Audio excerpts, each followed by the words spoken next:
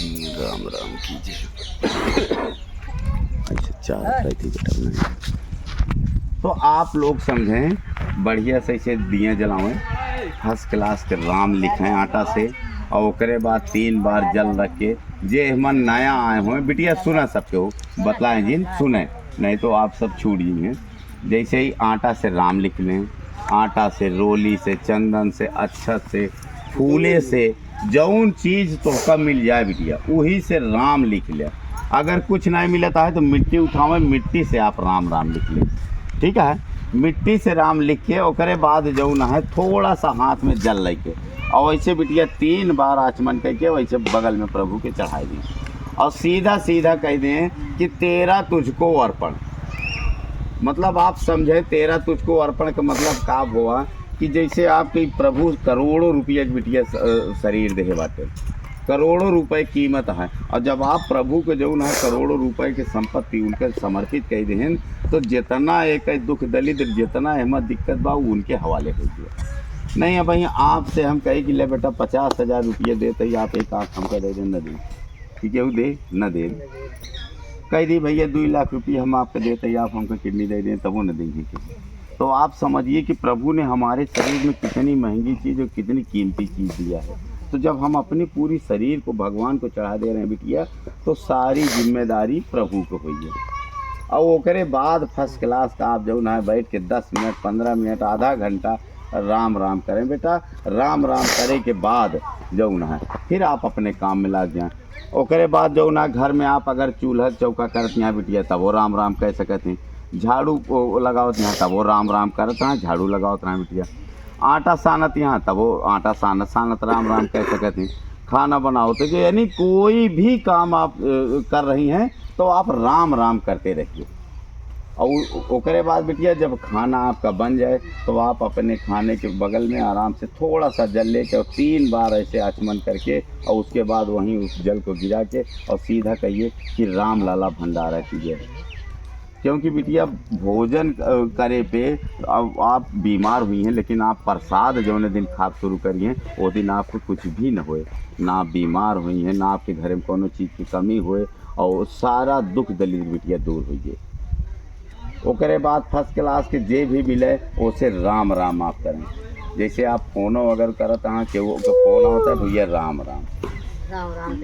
ओकरे बाद कौनो भी दिक्कत कौनो भी समस्या आप सबको होता है तो ओकरे खातिर आप सबसे नंबर देंगे है, आप फ़ोन पर बात कर सकते हैं, बता सकते हैं, या कौनो भी केहू को तकलीफ़ है ओकरे बाद जो है उहू का हल है, सारी व्यवस्था सब आप सबका है बिटिया।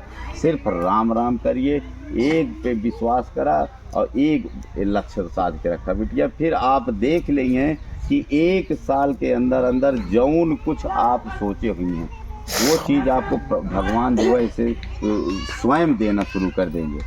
क्योंकि पहले आप उनके ऊपर विश्वास करिए, उनके ऊपर सब कुछ अपना सारा मार के भगा दिया।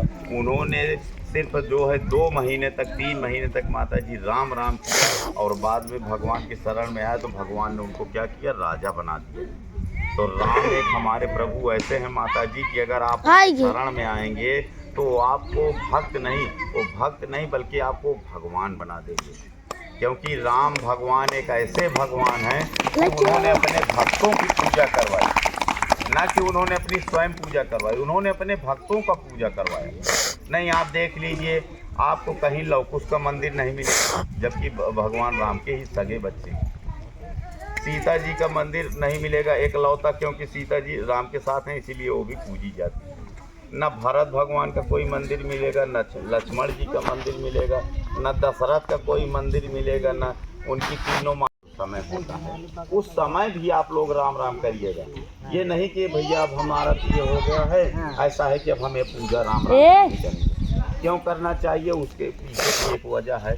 क्योंकि जब आदमी मरता है और सबसे गंदा जगह आदमी क्या समझता है, लहास। कहते हैं भैया जो तभी जो भी पहने हुआ ऐसा सब निकाल के रख देना, ही लहास में जाता तो सब खराब हो गए। तो जब आदमी लाश में जाता है और उस लाश को उठाता है तो क्या शब्द बोलता है कि राम नाम सत्य है। तब वहाँ पे न तो विष्णु जी को बुलाता है, न गणेश जी को बुलाता है। नहीं आप ही बताइए, किसी को देखा हो कोई कहता हो कि अगर किसी की लाश में आप जाइए और उसके बाद जो है आप वहाँ पे जाके बोलिए शंकर जी की जय, बजरंग बली की जय, दुर्गा जी की जय, या और बहुत सारे देवी देवता राम, तो उनको ये पावर, उनको ये अथॉरिटी या उनको ये चीज़ नहीं मिली है। वहाँ पे क्या बोला जाएगा, सिर्फ एक ही शब्द बोला जाता है, राम नाम। जैसे इस थाली में राम आप लिखे, मान लीजिए कल परसों में वो हो गया, तो उसी की पूजा आप 4 दिन कर सकती हैं।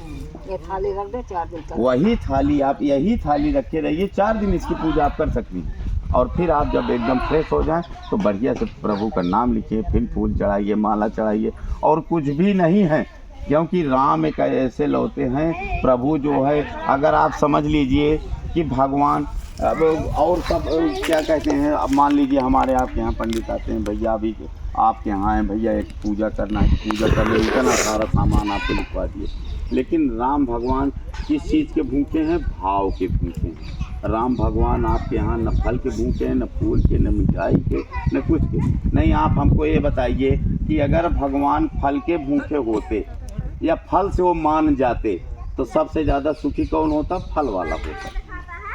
अगर भगवान को मिठाई से ही मान जाते, सबसे ज़्यादा खुशी मिठाई चढ़ाने पे हो जाते, तो हम आप कितना चढ़ाते हैं, 1-2 किलो, लेकिन हलवाई कितना बनाता है, 1-2 कुंटल बनाता है। वो सब चढ़ा देता तो वो सबसे सुखी आज होता, लेकिन वो भी परेशान है। भगवान अगर फूल के भूखे होते तो सबसे सुखी कौन, माली होता।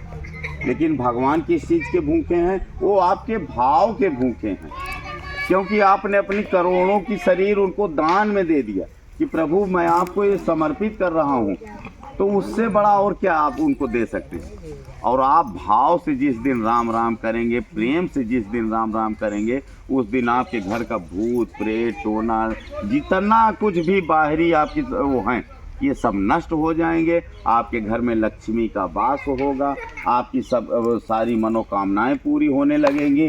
अब आप जो सोचेंगी कि आप देखिए, जैसे हमारे आप यहाँ जितनी माताएं बैठी हैं, बहनों की तो बात छोड़ दीजिए, जितनी माताएं हैं सब माताओं के पास में 1 बच्चे 2 बच्चे हैं, तो क्या बच्चे जब छोटे रहते हैं तब वो नहीं कहते कि माता जी हमको जूता ला के दे दीजिए, या हमको पैंट बुस्कट ला के दीजिए, या हमको टाई बेल्ट ला के दे दीजिए, क्योंकि माताएं खुद ही उस बच्चे की ज़रूरत देखती हैं। जब बच्चा पैदा होता है तो निर्वस्त्र पैदा होता है, लेकिन माताएं क्या करती हैं कि उसको नहला धुला के और उसके लिए एक छोटे वस्त्र का तुरंत निर्माण करती हैं। वो कपड़ा वो तुरंत बनाती हैं, क्योंकि उनको पता है कि हमारे बच्चे को अब इस कपड़े की ज़रूरत है। वो और बड़ा हुआ तो उनको ये पता है कि हमारे बच्चे को जूता चाहिए, हमारे बच्चे को वो चाहिए, हमारे बच्चे को पेन चाहिए, किताब चाहिए, तो वो ज़रूरतों के हिसाब से वो देती रहती है। वैसे हमारे प्रभु हैं, जब आप इनकी शरण में आएंगे और प्रेम से भाव 3 मिनट के लग जाएंगी, तो आपको कहने की जरूरत नहीं है, ये खुद ही देखते रहेंगे कि आपको किस चीज़ की जरूरत है। और जिस चीज़ की जरूरत रहेगी, बिन कहे आपके घर में उन लोग भी आपके चरणों के धूल हैं। हम कोई न तो साधु हैं, न महात्मा हैं, न हम लोग कोई तपस्वी हैं, हम लोग सिर्फ आपकी चरणों के धूल हैं। तो हम लोगों को हमारे गुरुजी ने बताया, यही चीज़ हम आप लोगों को बता रहे हैं। आप भी करिए, आप भी, आपके घर में भी सुख शांति आए, और आप लोग भी और लोगों को बताइए। और बाकी आप एक चीज़ समझ लीजिए कि जहाँ पे राम नाम का ध्वनि होता है, वहाँ पे बजरंग बली फ्री में आपके दरवाजे बैठे रहेंगे। आपको बजरंग बली की पूजा करने की ज़रूरत नहीं, ना उनको बुलवाने की ज़रूरत है, क्योंकि जहाँ राम राम होता रहता है वहाँ पे बजरंग बली आके स्वयं बगल में बैठे रहते हैं। और जहाँ बजरंग बली रहते हैं वहाँ पे कुछ भी गड़बड़ नहीं होता, क्योंकि बहुत सारे उनके उदाहरण हैं, बहुत सारे चीज़